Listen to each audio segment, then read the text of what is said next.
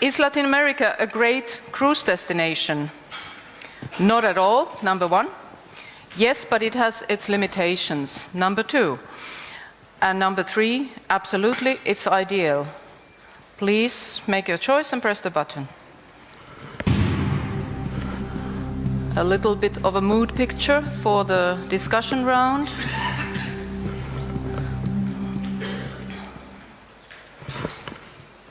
Here we go. Yes, but it has its limitations. Say 54% and 42% are saying yes, absolutely, it's ideal. Only 4% say not at all. There is some food for thought for the discussion round. Andreas is going to lead the conversation here. Having worked myself for Latin American representation, I know him since 1995. And already back then, Andreas was an institution. He was the guy who knew Latin America than his own pockets. We kept saying like, okay, wo andere mit ihrem Latein am Ende sind, da weiß Bescheid. And he knows everything about Latin America. That your passion for this amazing subcontinent is stronger than ever.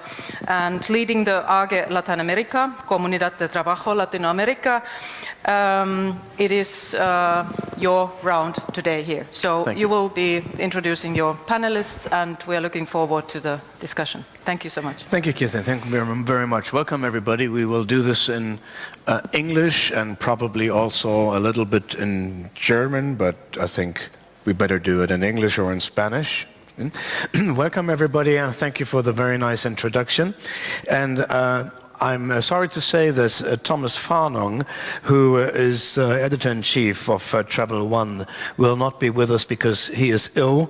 That means that we will have to fill in with a few interesting questions and remarks from our panelists here in order to get all the information and all the discussion subjects well treated also for you. We have here with Ulf Geisler, the head of communications with RCL Cruises. However, he's also not only with Royal Caribbean, he is also with Celebrity Cruise and is Amara. So he will be our man for the cruise industry. To my left, there's Frederic Guillemard. He's the commercial director in Europe for Crucero Australis, for Australis, which is particularly located in the very south of South America. It couldn't really be more southern on the continent. With Jeff Patrouchev following to my left, to your right, we have the man who manages Colombia, PROCOLOMBIA to be precise, not only in Germany and many other parts of Europe, and he is in charge of the image of the country, of all the commercial activities of Colombia as a touristic destination, and a long-time friend of our community. And we will certainly also talk to someone who is in charge of a whole segment of cruise travels in the Latin America area, and that is our friend Markus Zweigle from Reisen, another member of our Arbeitsgemeinschaft Lateinamerika, the association of the Latin American tour operators, countries, airlines, and we hope in the future also a few cruise companies. Now, before we start, and I ask the first question, we are very happy to see that Latin America is increasing as a destination. Our association, you would find in the internet, www.lateinamerika.org. We are actually at our own stand in our 23 here in Hall 23, and what we really do is the promotion of tourism to Latin America. We've been doing this for over 35 years now, and cruise travels in general is not only increasing worldwide, it's drastically increasing in Latin America, and that brings us to the question, is it really time to increase those cruise travels more? Are those cruise travels comparable with the ones we have in the Caribbean or in Central Europe? Or are we at a limit when it's better to say, this is it, now we are at the end of the possibilities? We will discuss that a little bit, and let me also say that in general we are very happy to see that the increasing visitors of Latin America are giving us one more important sign for the entire destination. It's peaceful. It's becoming much more safe to travel, not only when you reach a cruise harbor, but when you travel in the inland of the Latin American double continent, starting in Mexico. And the increasing numbers of tourists also last year are indicating that we are heading for another wonderful year with Latin America tourism in 2017. In fact, the highest increase has been in Cuba. And you will all agree that Cuba also for the destination as a cruise stop is definitely more attractive than ever.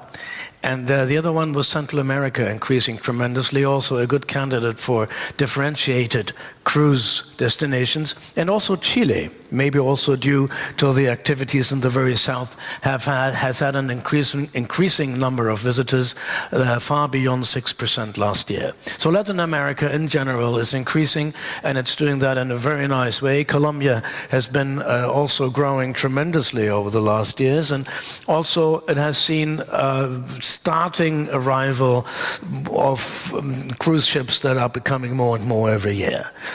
Jeff, a very important question is, Colombia has two coasts. It has the Pacific and it has the Caribbean coast. Where would you have the major business in Colombia for the cruise travels arriving? Well, Colombia, as you know, is the only country in South America that has Caribbean and the Pacific coasts. Of course, we have in this moment around 30 different cruise brands, and Cartagena has 90% of these brands.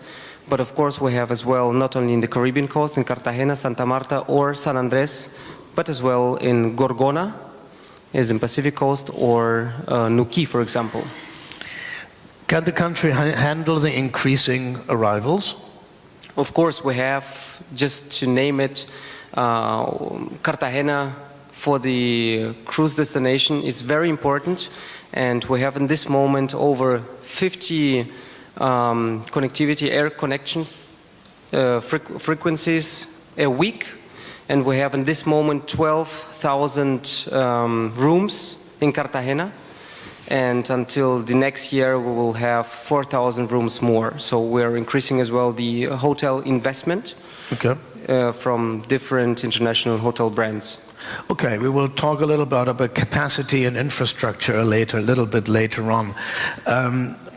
In fact, the destinations are extremely different in Latin America. You may have the Caribbean coast, which is part of the fun circle, we may call it, in the Caribbean, but you also have extremely specialized cruises, particularly in the very south, where you have no palm trees and no warm weather, really, in comparison to the Caribbean, and that's Tierra del Fuego. That's the very south, where Frederic Guillemard is doing his business. Now, Frederic, I don't think you're really heading for fun cruises on a cheap level.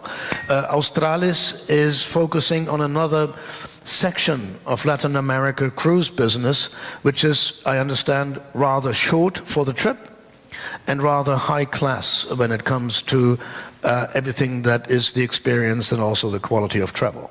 Yes, exactly. And also in we are on expedition cruise, means that we make disembarks, we make excursions in remote places, in places where there is no access by road or by sea. And the concept of cruising is a bit different than a long cruise of 20 days with a piano bar and a casino. It's smaller ship and very local ships with cultural items like conferences, expert guides, we speak several languages, and we want to share, and we let the people discover a very virgin place in a different way. How much can one reckon, more or less, they have to pay for a day's trip with you? Is it like? The day trip, you have to spend around $700 per person per night, and the cruises are 3 nights or 4-night cruise. But it's the concept, it's all-inclusive with the excursions, with all the meals and the food and the drinks on board. No casinos on board, I suppose? No casino on board. Definitely a different focus. Now, with Peter, we're talking to three persons. We're talking to Royal Caribbean, we're talking to Celebrity, and we're talking to Asamada, which is also dealing with a very high-class product. Peter, I understand that Royal Caribbean is kind of getting out of the Latin America market. You're focusing with Royal Caribbean on a different destination. Celebrity, however, is being quite active in the area.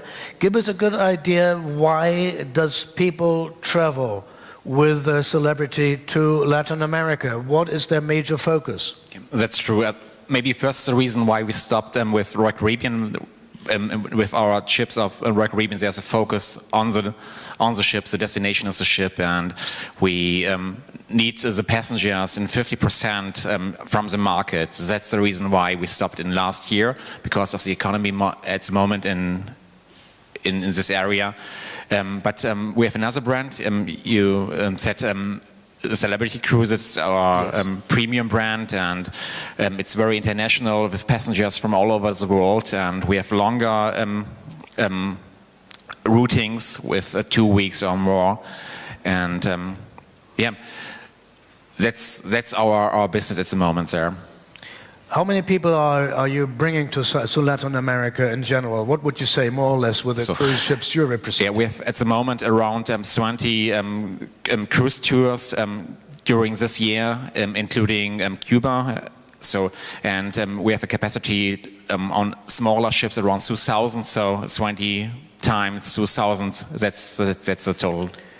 People who go with Celebrity certainly like the ship. They will also leave the ship for the stops, but they also are particularly interested in the experience on board. Yeah, that's also the idea of our premium brand, Celebrity Cruises.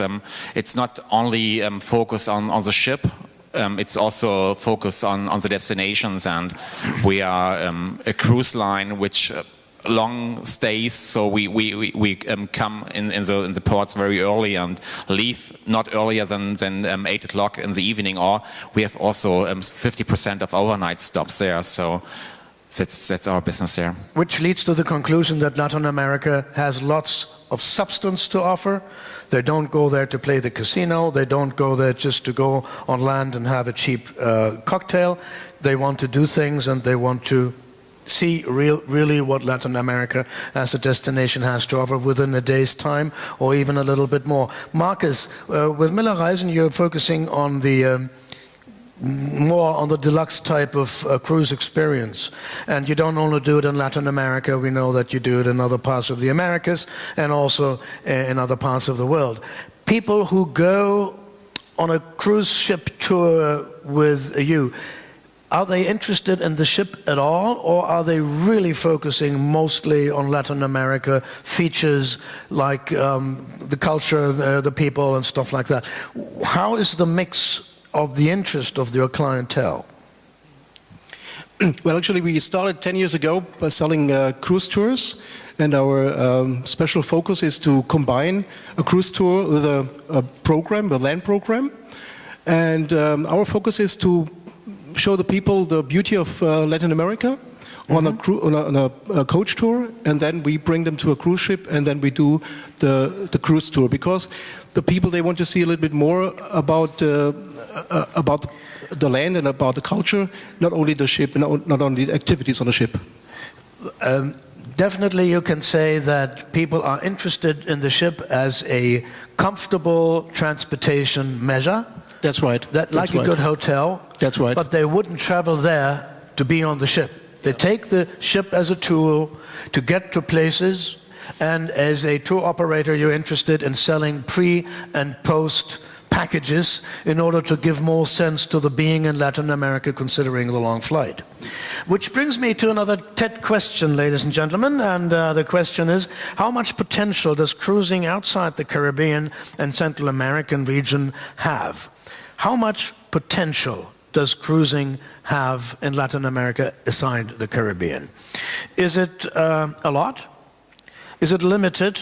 Or is it a minimal potential beyond what we're doing right now?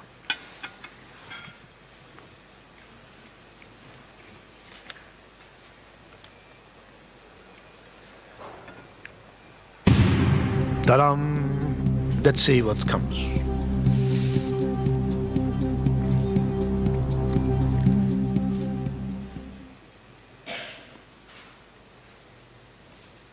Limited. Thank you very much. Now we know we have at least very few who think it's minimal, and we have almost half who think it's absolutely a very high potential. I think it's very important to look at the quality of the content of the type of cruise that we're dealing with in Latin America. And when it comes to that, we were saying that basically people want to go there to see things on land and really enjoy what Latin America has to offer as a destination, which makes us very happy since we all think there's a lot to see. Now, that is pretty good if the potential is being growing. We have one representative here from a country, Jeff. All of a sudden you have 4 ships, larger ships in Cartagena. On 4 ships you have a few thousand people, increasing the local population tremendously. Now these people want to have more than a walk through the duty-free shops or the souvenir stores along the coastline or in the harbor. They want to do something, they want to see something. We're talking about substance. How do you produce the content, the guides, the people who take care of the passengers?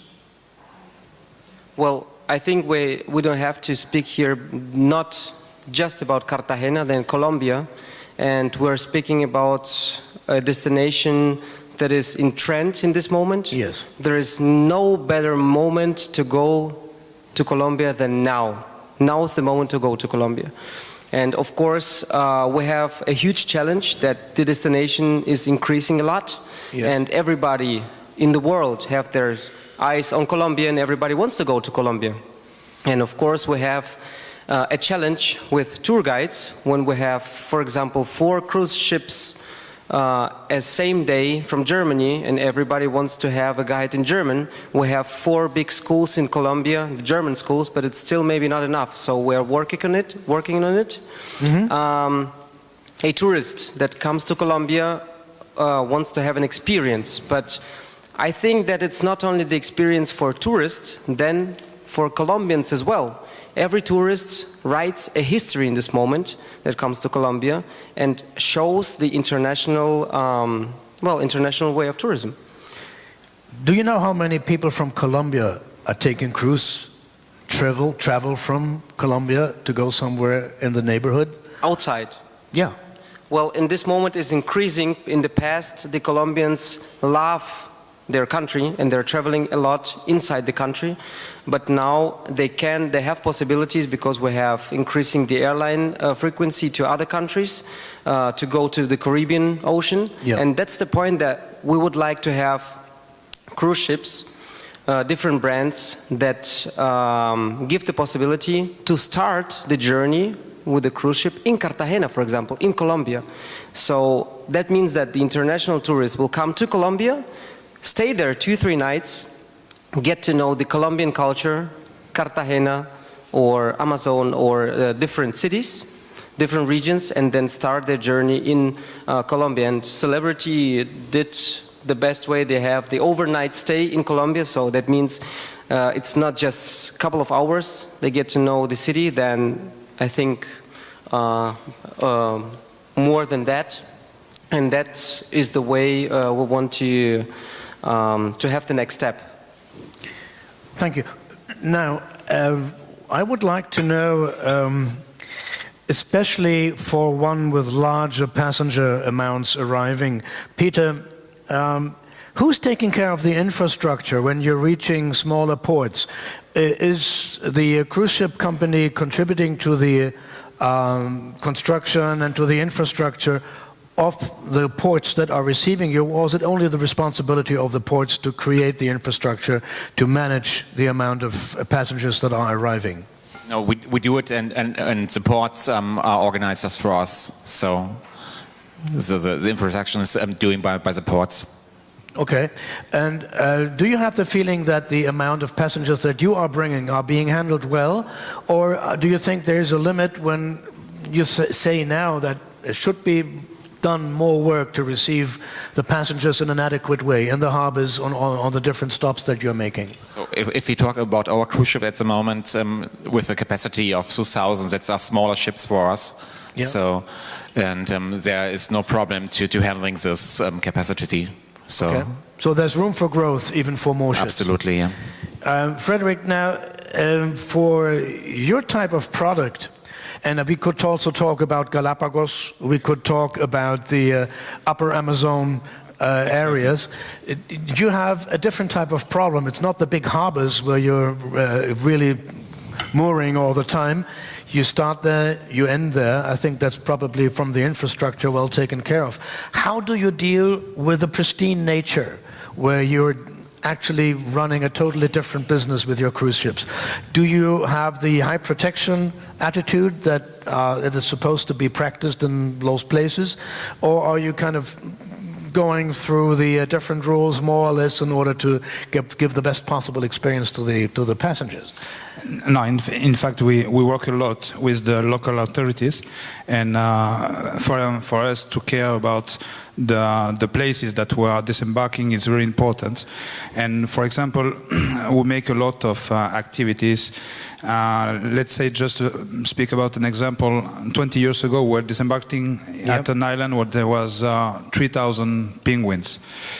And then we decided to work with Punta Arenas, with the south of Chile, and to put a person, a lifeguard, to check about the penguins, because some fishermen were coming there and killing the penguins. And now in this island you have 120,000 penguins. Oh, wow. And the population is not increasing. Let's say that before we had 3,000 and now 120. And then now with 120,000 penguins, you begin to have elephant seals, sea lions, a big colony, and some whales are coming also. Then in fact, for us, the animals are very important, and also all the places that we are visiting, the forests, okay. all the trails that we are making. Markus, do you think with the type of tours you're offering, the mix of land portion and a whole part of the cruise experience, are you producing enough people, passengers, passionate visitors of Latin America who would come back to see the country in a different way? In other words, do you feel as a tour operator that you are contributing to the comeback of tourists to a destination with the cruises, or is it one cruise, one visit, done forever? Well, I think this is a very good possibility for the people to see a part of the country, and during a cruise tour you have the possibility to see a lot of countries just in 2 weeks' time, especially when we go through the Panama Channel, that we stop in different countries, and so our guests have the possibility to get in touch with the country, get in touch with the culture, and I think they can imagine that there is more behind it, and so I think this is a good chance for them to come back and to choose their favorite country and to book a whole tour to see this country and its beauty. Uh-huh. Jeff, the management of the visitors, is the management of the visitors purely in hands of the cruise ship operator, or does Colombia have a clear idea? How do I channel the visitors? How many people will be let into this part of a town? Do we have limits? Do we have certain rules that are particularly strict for cruise ships in comparison to other types of tourism? Is there any management from the government that you know that has to do with the arrival of cruise ships? Well, we want to treat every tourist in the same way. If a tourist comes to the destination that the cruise goes as well, it's on by car, by plane, or by cruise ship, we treat them the same way. And tourists that come to a city, for example Cartagena, for example San Andres, they see that the best thing that Colombia has to offer is the people, are Colombians. And it's the cities, there's no mass tourism. That's why tourists love Colombia, and it's somehow the virgin way of tourism. So you're maybe alone on the beach and not sharing a small beach with 1,000 tourists. Okay. Frederic, now very opposed to your idea of running the best things to see on your cruises is not to see all the people, is to avoid the people. It's like in Galapagos, correct? So like in Galapagos and other parts, you want to see pristine nature, you want to see animals, you want to see the Metro-Goldwyn-Mayer great panorama of the unseen and undiscovered. How do you manage to keep that rhythm that you have? And question number one, and keep everything in the state that people want. And the other question is, do people come from Europe just to go on your ship for 5 days and go back? Or do you see yourself as a supplement to other experiences that come before or after?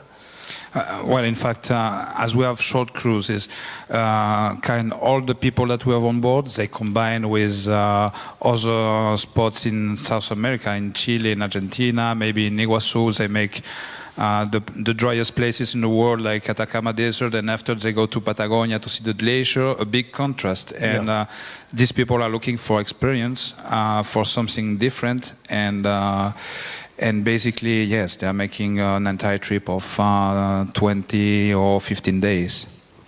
About the care of the places that we are visiting, we are working with the hand of a foundation in Punta Arenas, and for example, we bring all the information of the salinity of the water, of the glacier, the trees that we are visiting, because we are the only one to go to these places, and then in Punta Arenas or in Argentina or in Chile, they cannot send somebody every week to see about this place of the nature.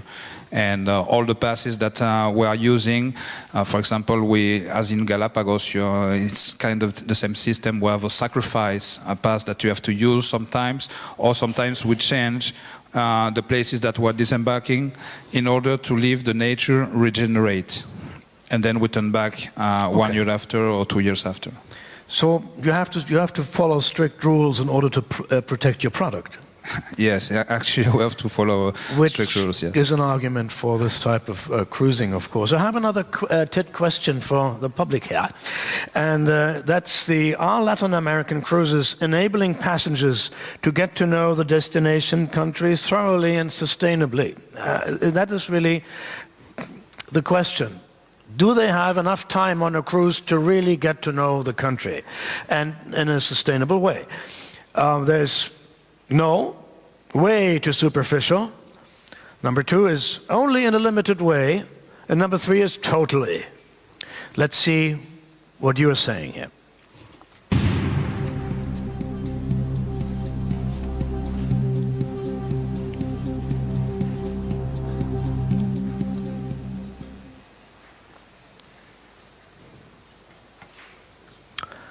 Okay, it's way too superficial. At least 65% of the audience is saying. We have 34 for the other, and 0. Well, not totally. I totally agree.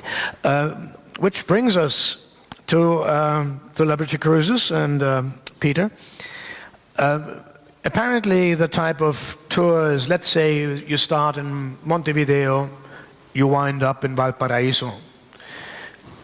A little spot here, a little spot there, you go around Cape Horn.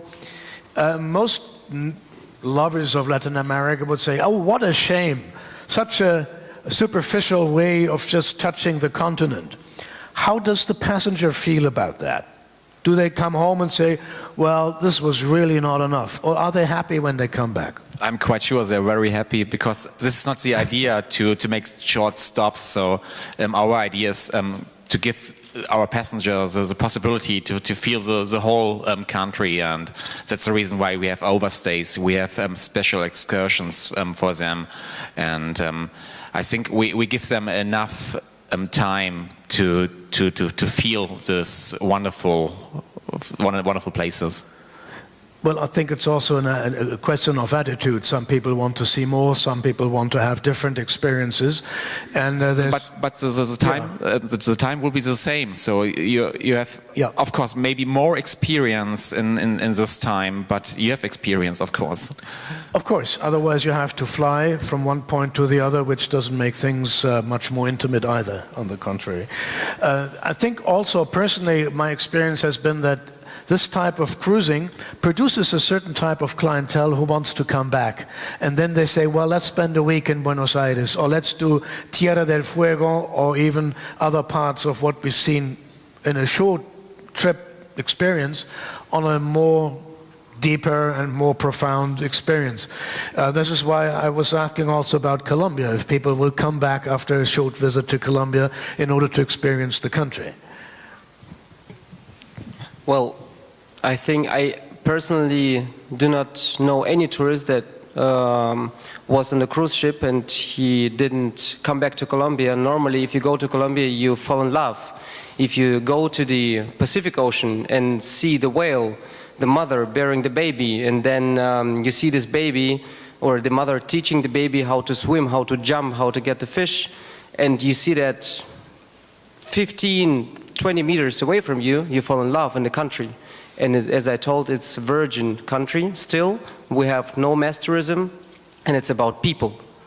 If you see a Colombian woman in Cartagena that shows you the way, the direction with her lips, and you think she wants to kiss you, but it's just the typical sign of Colombian people that it's something typical, you fall in love. So there is no way to not come back to Colombia. So cruising Latin America is also a way of falling in love with a destination and coming back in a different package and with a different experience. For me also, just for statistics, how many passengers do you bring through Tierra del Fuego's channels and leisurely areas? Not that much, only 20,000. 20,000. You're bringing about 20,000 to Latin America in general, is that correct? 20, 30,000 with celebrity cruises? More, a little bit more. I think 35,000 around during the year. So okay. We are also in Galapagos with very small ships. So they're starting our cruise ships with 8 passengers maximum. And our biggest cruise ships have around 2,000 passengers. So, and we have around 20 cruise tours during the year. A question for Frederic. How many people on board of your ships are from Chile or Argentina, the 2 countries where you're running your cruises? You mean the passengers? Yes, passengers. No, it's not that much. It's only 10 or 15%.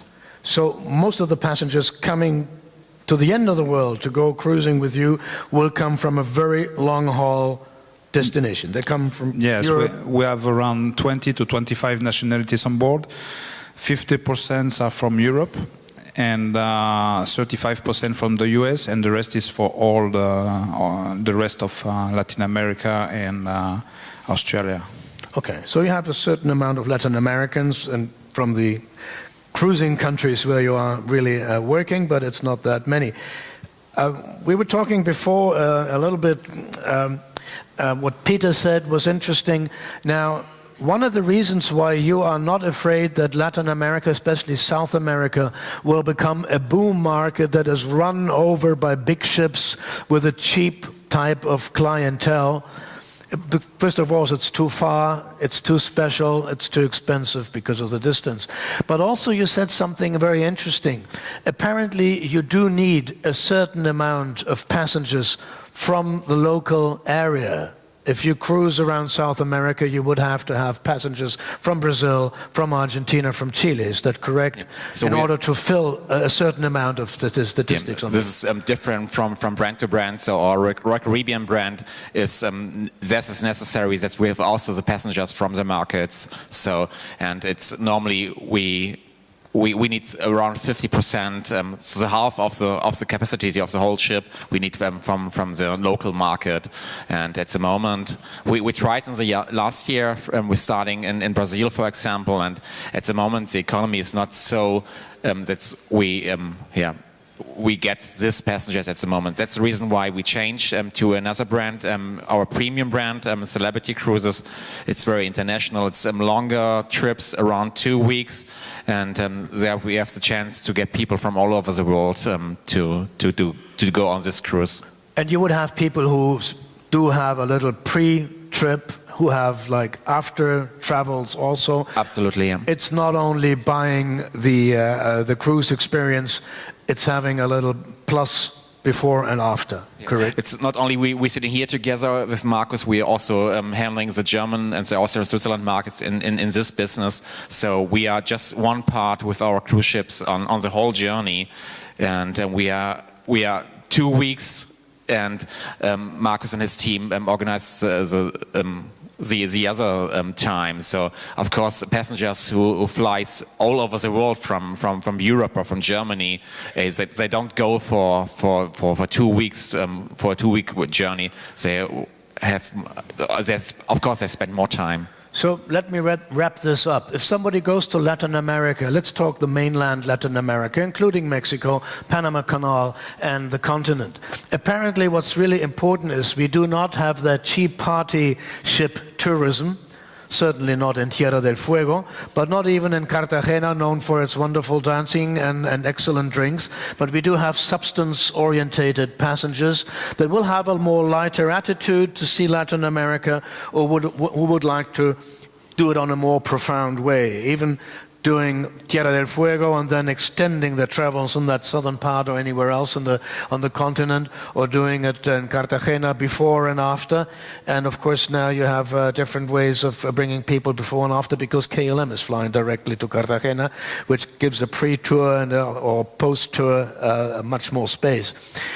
So apparently I'm not wrong supposing that you're not afraid that we are becoming a cheap kind of disqualified product, but Latin America should stay a high class, profound content-orientated product, correct? Of course, just for a moment. Of course, I have 3 hearts, and if we talk about this business, it's a different business. We do this in the Caribbean, and it's not something bad. There's a destination, it's a ship, but this is not our business in Latin America. So, okay, no one has to be afraid. We go to. Let's talk about Cuba. Cuba has a huge problem with its accommodation. Not enough hotel space at the moment. Very popular. Increased 21% last year, just for the Cuban destination. No penguins there, but lots of other interesting things. And apparently, Cuba seems to be the new boom market for the cruise business. What kind of development are you seeing for the German clientele, like traveling with your types of cruise experience? Do you think that Cuba will keep increasing on the cruise department tremendously? And do you think that the infrastructure in Cuba is even ready now? Because I've been in some harbors that are very improvised, to say the least. So the capacities to handle bigger amounts of passengers are limited. How do you see the development for Cuba, Markus, for the next 2 years? Well, the problem is really that the services and also the infrastructure is not prepared for those amount of people that are traveling to Cuba at the moment. We decided to have a combination between the cruise and the tour to Cuba. For example, we do a pre-tour from in Mexico and go to a 3 or 4 days tour to Cuba. And this is at the moment one of the best possibilities to visit Cuba, because of the situation that the people sleep on a cruise ship and don't have to use the infrastructure in Cuba. Actually, a lot of people try to get to Cuba at the moment, but the people are really not really well prepared for this, because it's too much for them. No, Trinidad, for instance, or other places are very limited, and once you're there, you're good. But when 3 other ships come in, you have a real problem. How's Celebrity handling the Cuba business at the moment? Is Royal Caribbean going there? We do it with our Royal Caribbean brand, but we do it with small ships with around 1,000 passengers. And I think this is a question not only for the cruise industry, it's a question for the whole tourism industry. And I think we learn about many years with destination, and we doing a lot of mistakes all over the world. And I'm quite sure no one wants to go with a ship of the Oasis class with 6,500 passengers to Cuba. That's not the idea. No, so it would fill the island up in a short minute. Yeah. So, and I think it's a great chance, and we start already in this year in January to go from Miami to Cuba, and of course we have a lot of people. They are ordinary from Cuba. They visit their home country, and sure. And it's a chance, and we do it with small ships. And we have other great destinations all over the Caribbean to do it with our big vessels. So, yeah, I'm quite sure we have a lot of people here in the audience from the university, and I'm quite sure we are now at the point we learn all over the years, and we don't do the same mistakes with Cuba. Okay, let's hope so. Your prognosis for the next coming years for the type of cruising that you're offering, Galapagos, the Inner Amazon River cruises, do you think it will be a very much growing market for the coming years, or do you think we have reached a point where neither nature nor the capacity really, in general, of what's possible by the passenger amount has reached a limit? I think that we will grow, and I think that also the clients that they are making 15-day cruise, or the ones who are making short cruises like Galapagos or us, it's a different type of clientele. Sometimes we have passengers who never been on board a ship before to come with us. Very good. Jeff, your prognosis for the next 5 years for Colombia? Strongly growing cruise business, or will it kind of balance out on a certain amount of strongly arrivals? Growth, not only cruise, then tourism. We have just from cruise, we have over 300,000 tourists that come to Colombia just overseas. And I think we are growing this year over 20% in general, because as I told you, Colombia now, and we have a really great situation, economic situation in Colombia, and we not only promote tourism, then the investment, the tourism investment, hotel investment, and we see that a lot of international hotel brands are willing to construct their hotels there.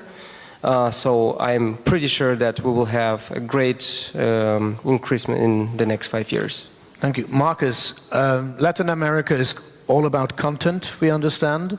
Do you see an increasing amount of clientele from the German-speaking countries especially to travel to Latin America with a focus of experiencing more of Latin America in a way to do it with a cruising experience? Is that a growing market for you, or is it something where you think we've reached the limit? We have grown in the last years, and I think there is still potential for growing. Especially because of a lot of younger Germans, they not very positive for cruise ships, because they think it's business for elderly people. And I think this is a really good market to show them the possibilities to see quite nice places of a whole country, and have the possibility to come back and to do it on their own. Peter, are you growing in Latin America, or will you be more or less stuck at the point where you are? I think we are now at the point which is good for us, and also for the area, or for this area. So, and at the moment, yeah, it's perfect. You're in good shape. You don't see big cruising numbers increasing in passengers for what you're doing, correct? No, this was the point I said before. Of course, if the economy change in this area, and we have a lot of people who like to spend their holidays there, of course we go there where we can do our business. But at the moment we are in a capacity with people, and we have enough capacity for this at the moment. Yeah. Well, thank you very much to all of you. Thank you very much for being here. I may just wrap up very simply. Latin America seems to be still a very attractive destination with a growing potential. However, the general cruises on a larger scale seem to be coming, at least in South America, to the point where we are reaching a level where overall growth will not be threatening, it will be a slow but healthy development. Apparently, Galapagos, the inner Amazon, or the very south of South America are so specialized and also in their prices so much differently organized and put up than the Caribbean or other cruises, that we will have this level in Latin America on a very high-end point of view for a long time to be, and as Frederic thinks, it will be growing because there's a lot of luxury also in the travels to Latin America. Cuba will be a different thing. It will be developing in a way that nobody can predict, less we're looking at Washington at the moment. We don't know what happens in Cuba.